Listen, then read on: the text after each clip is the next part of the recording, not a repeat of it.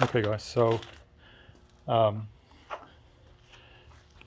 I did run this car today. I did teeny weeny bit of tinkering on it, or just discovery. I was distracted by the new purchase, which I'll go into in a second. Um, I wanted to also talk a little bit about my name change. So if you guys watch my channel, you'll notice I've changed my name a couple of times. Just trying to figure out a catchy name to use. I was using European Performance before. Um, European Performance is a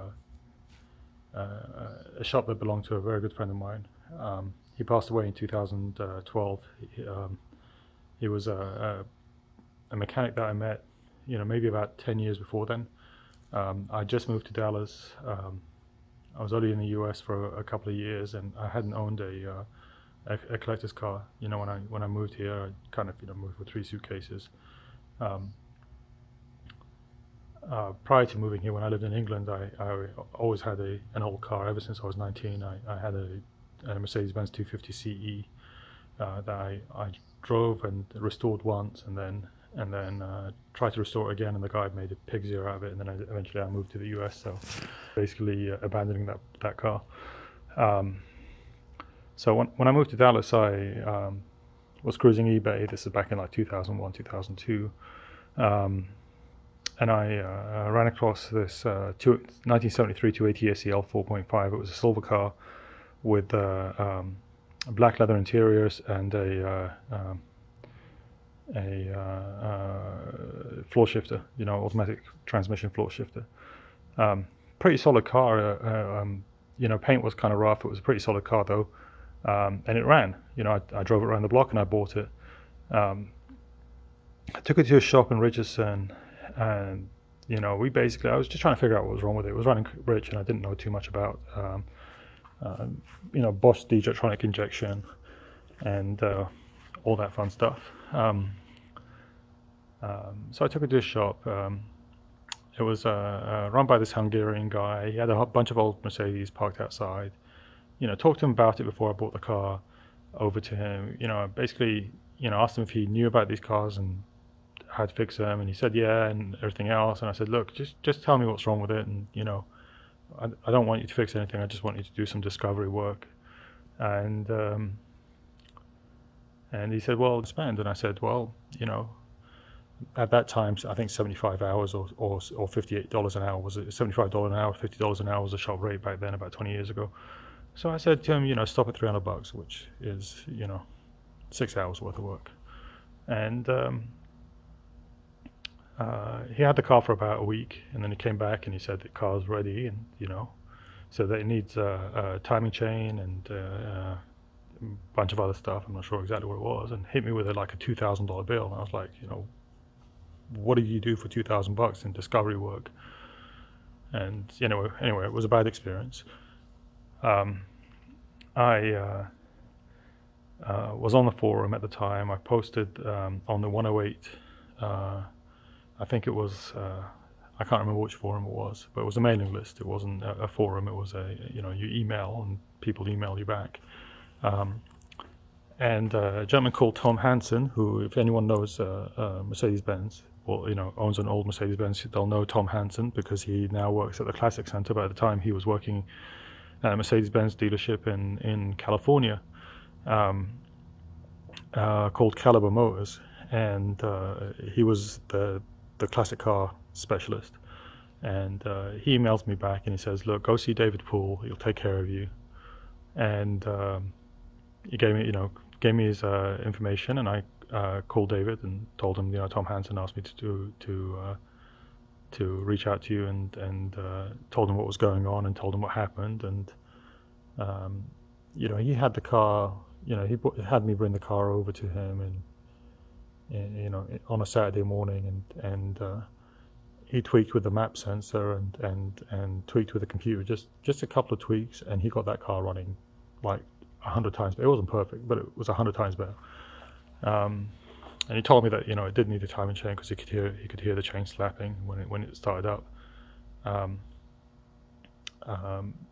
But long and short, basically, he fixed that car. We became really good friends, really good friends.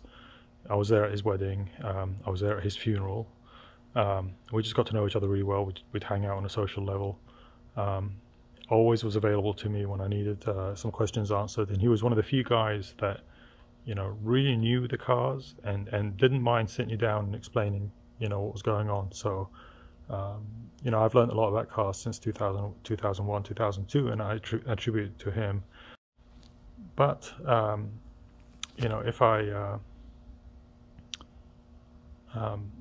ever open up a car dealership or a restoration place, I already decided I'm going to call it European Performance for that reason. But you know, I had the name there, and I thought it was, you know, a good name to use. But then I was thinking, you know, it's not really that relevant to what I'm doing right now, which is just tinkering with cars. If anyone follows the Mercedes forums, there's one forum called Peach Parts. It used to be called Mercedes Shop, and then Mercedes made them change the name. It's now owned by Pelican Parts, and it's managed by Pelican Parts. But in the vintage section, there's a thread called Weekend Wrenching, which is a thread that I started maybe, I don't know, maybe in 2004. If you sort by most active threads, it's probably the most active thread there, even though I haven't updated it in years. For the simple reason that I stopped buying that many Mercedes, and I was buying different cars, and, you know, it wasn't really relevant to a Mercedes forum. But I thought, you know what, Weekend Wrenching is pretty much what I'm doing, right? You know, and it's a relevant name to this little hobby of mine. You know, it's basically I show up here. I show up at this building that I own, and, you know, every weekend I, you know, come over here, tinker with the cars, and you know, just unwind. You know, I work in front of a computer, and I work on the phone all week, and on the weekend, this is what I do to get my mind off what I do on the week during the week. So it's a great way to unwind. Just change gears, and you feel great the next day. Especially if you've achieved something, you know, like getting the car running. I did run this car for a short while today, so sorry about all the jibber jabber. Actually ran it out of gas, and it was running really bad, and I was wondering what the heck was going on. But then I put some gas in it, and it basically ran great again. But the transmission won't shift. So, you know, while I had basically a clear runway, I figured, you know what, I will try put the car in drive and see what happened, and absolutely nothing happened. So not sure exactly where the transmission dipstick is, and I did find the engine dipstick right there, but not sure where the transmission dipstick is. But I stopped there because I got distracted by, you know, this new purchase, and I'll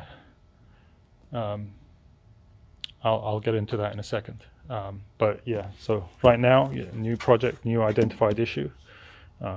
Transmission doesn't shift in this car. So I don't know whether it's an electronic actuator that's supposed to change, you know, move the shifter around, or it's the transmission that's just low on fluids. When you do put it in gear, it acts like nothing is going on. Okay, so I am going to try to, now that it's running pretty well, I just tried to run it, ran out of gas, so it ran really badly with the first time I took the video.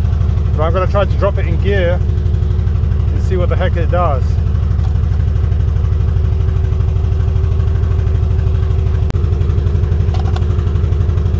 Oh well, that was an anticlimax.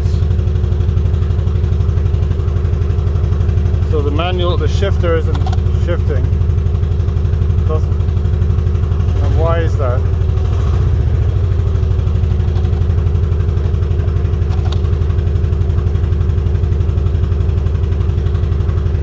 Power steering works.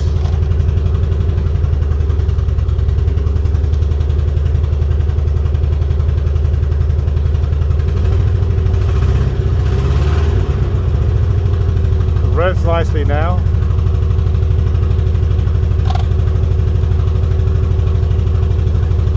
Doesn't shift.